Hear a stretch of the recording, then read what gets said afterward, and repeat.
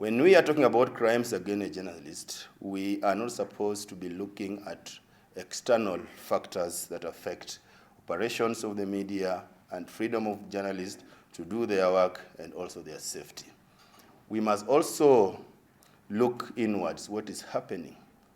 And last year I said that some of us who were brought up from Christian families and families who believe in Christianity and religion, there is a famous verse that says that if you are to point at someone, a speck in someone's eye, you must also look at the log in your eye. And probably that is what I'm talking about. We must condemn and discuss economic crimes against journalists in this country.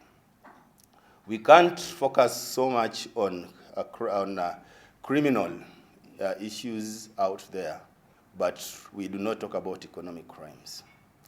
It's a sad period in this country that we have media houses that have not paid the journalists for 2 months.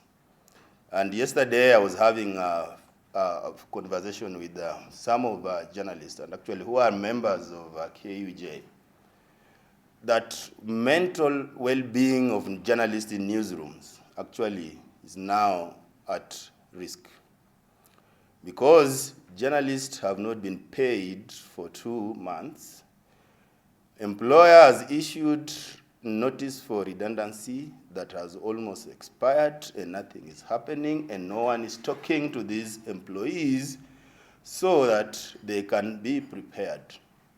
So as we condemn crimes against journalists, we must look at economic crimes against journalists.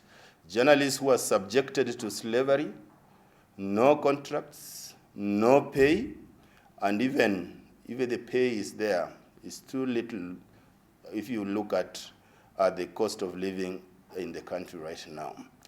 If you read another report that painted Kenya in a bad picture, that we are leading in terms of sexual harassment in newsroom in Africa.